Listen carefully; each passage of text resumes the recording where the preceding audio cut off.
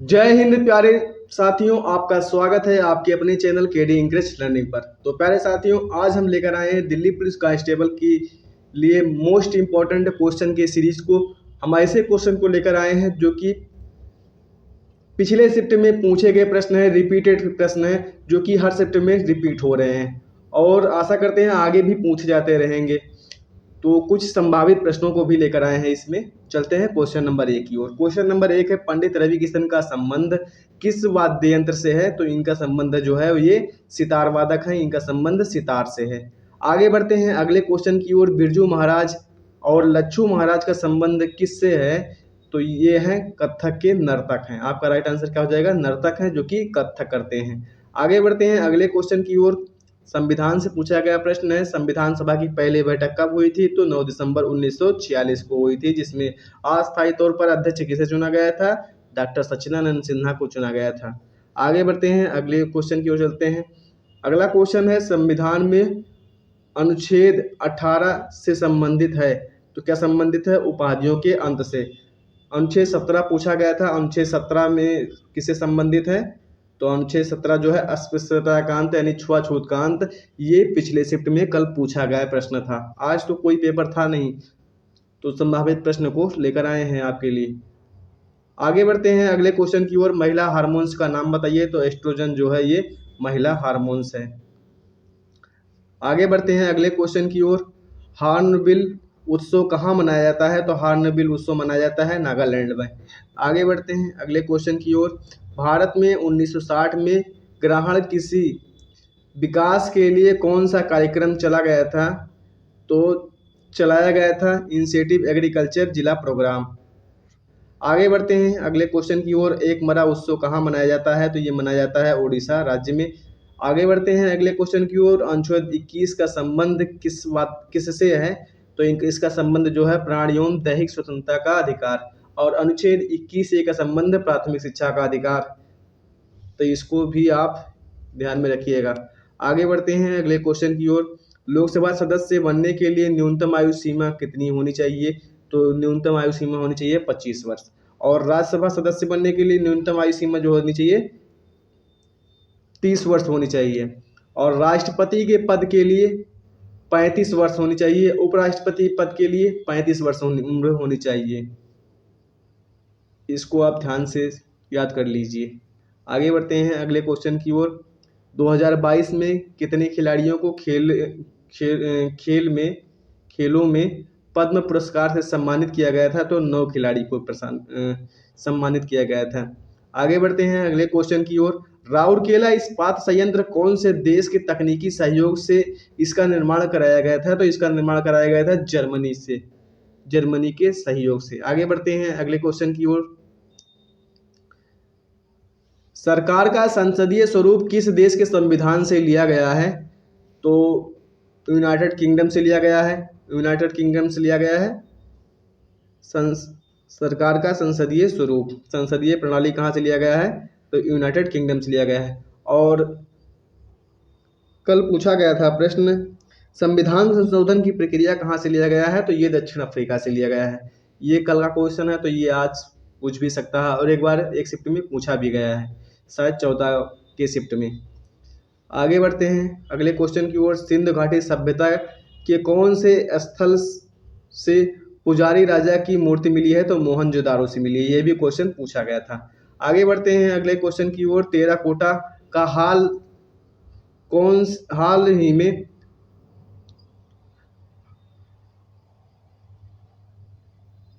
हड़प्पा स्थल से पाया गया है। टेराकोटा का हल कौन से हड़प्पा स्थल में पाया गया है? तो ये पाया गया है बनावली हरियाणा, बनावली हरियाणा से, बनावली क्षेत्र का नाम है और हरियाणा राज्य से पाया गया है। आगे बढ़ते हैं अगले क्वेश्चन की ओर। डॉक्टर एन राजन का संबंध किससे है?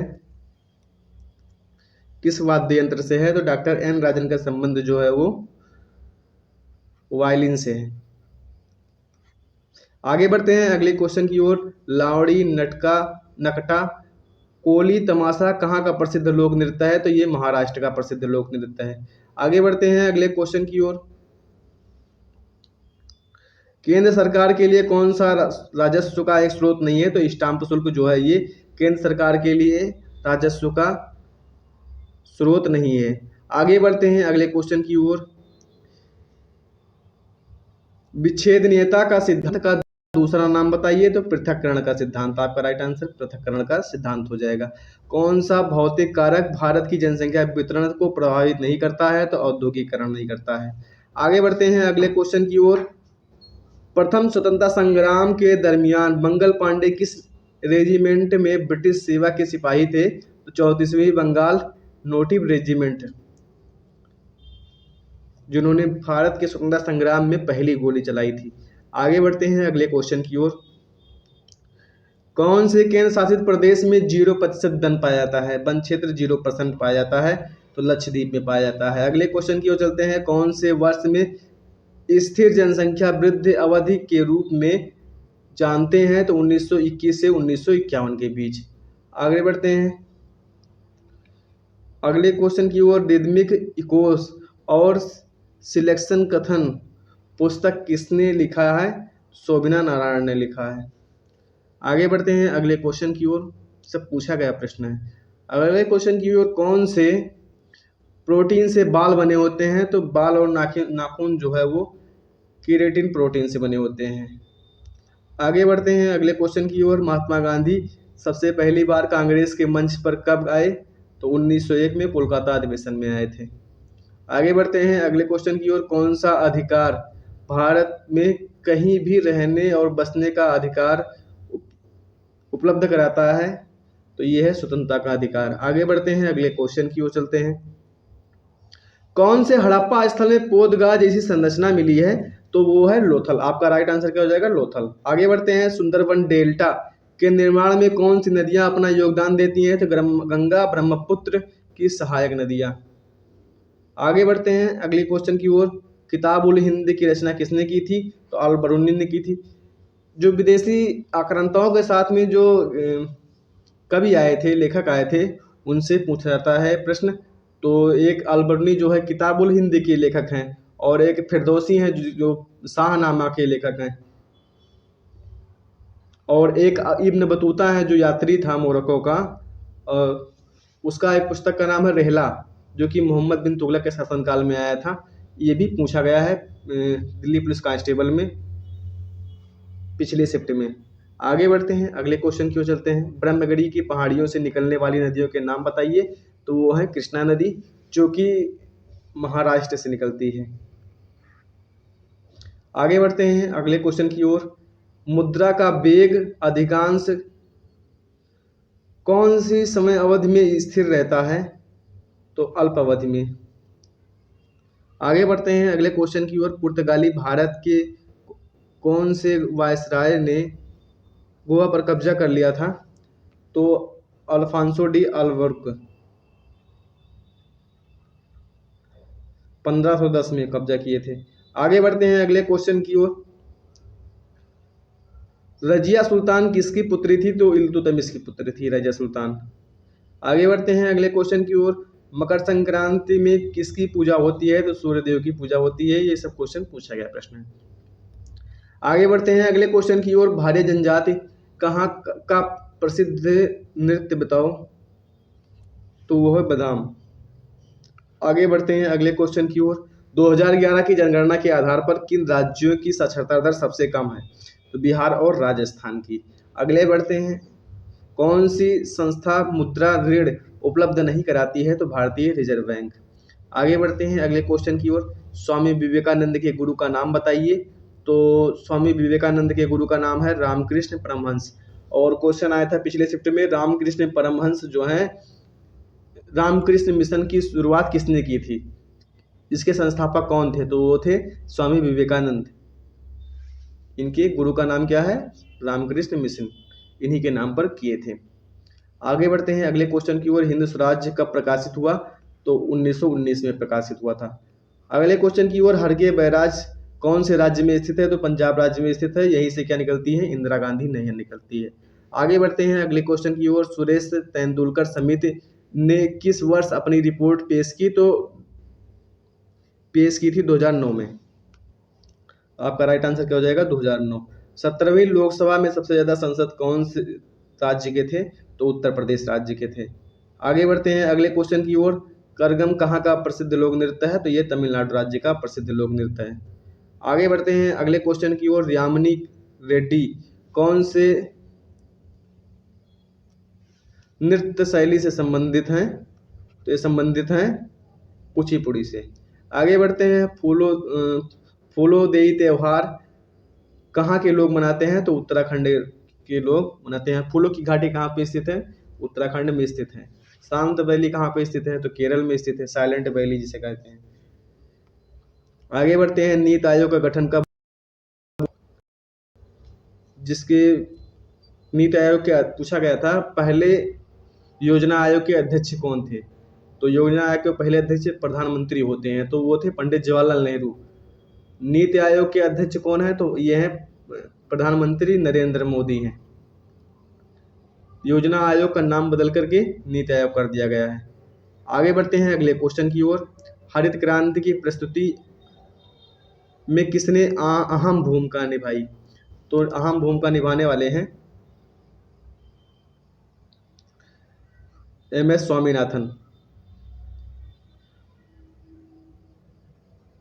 क्वेश्चन पूछा गया था कि किस जो है हरित क्रांति किसके शासनकाल में भारत आई थी? तो 1966-67 में आई थी। तो उस समय शासन था किसका? लाल बहादुर शास्त्री का था। ये क्वेश्चन पूछा गया है दिल्ली पुलिस कांस्टेबल में। ये भी पूछा गया है कि भारत में हरित क्रांति के जनक कौन है? तो ये भी MS स्वामीनाथन है। और पूछा गया था विश्व में हरित क्रांति के जनक कौन है? तो वह है नॉर्मन बोरलॉन्ग। इनसे संबंधित प्रश्नों को 2-3 शिफ्टों में पूछा गया है ऐसा प्रश्न, तो इसीलिए आप याद रखिएगा। अनुच्छेद 51(1) का संबंध किससे है? तो इसका संबंध मौलिक कर्तव्यों से है। ये भी क्वेश्चन 2-3 शिफ्टों में पूछा गया है। रंगराजन समिति का गठन कब हुआ था? 2012 में हुआ था। आगे बढ़ते हैं अगले क्वेश्चन की ओर। संशोधित RBI अधिनियम के अंतर्गत मौद्रिक नीति समिति को वर्ष में कम से कम कितनी बैठक करनी चाहिए? तो 4 बैठक करनी चाहिए। आपका राइट आंसर क्या हो जाएगा? 4।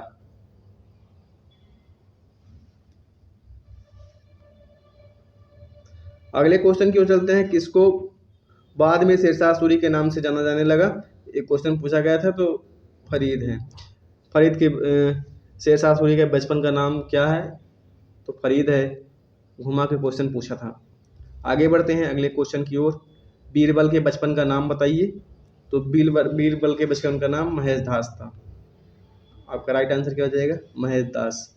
धमाल नृत्य कहाँ का है? 3-4 शिफ्ट में पूछा गया है प्रश्न। तो ये है हरियाणा का। फ्लाइंग टू वन किसकी किताब है? तो ये है साइना नेहवाल का। आगे बढ़ते हैं अगले क्वेश्चन की ओर। लोकमान्य तिलक 2023 का पुरस्कार किसे मिला? तो ये पुरस्कार मिला है प्रधानमंत्री नरेंद्र मोदी को, जो कि कल पूछा गया था प्रश्न। ये भी प्रश्न कल ही पूछा गया है। अलाउद्दीन खिलजी का कार्यकाल बताइए। 1296 से 1316। भरतनाट्यम कहाँ का प्रसिद्ध लोक नृत्य है? तमिलनाडु का है। ये 3-4 शिफ्टों में पूछा गया प्रश्न है। आगे बढ़ते हैं अगले क्वेश्चन की ओर। पानीपत का तृतीय युद्ध किसके बीच में हुआ था? तो अहमद शाह अब्दाली और मराठों के बीच में हुआ था। कब हुआ था? 1761 में हुआ था। लोटिया गीतों का संबंध किस राज्य से है? तो राजस्थान राज्य से है। धमे की स्तूप कौन से राज्य में स्थित है? तो उत्तर प्रदेश राज्य में स्थित है। आगे बढ़ते हैं अगले क्वेश्चन की ओर चलते हैं। अगला क्वेश्चन है साइमन कमीशन भारत कब आया? तो 1828 में आया था, जिसके विरोध में लाला लाजपत राय की मृत्यु हो गई थी लाठीचार्ज करने से। अगर वीडियो पसंद आया हो तो लाइक, शेयर एंड सब्सक्राइब अवश्य कर दीजिए। बेल आइकन प्रेस कर दीजिए ताकि आने वाले वीडियो की नोटिफिकेशन आपको सबसे पहले मिले। धन्यवाद।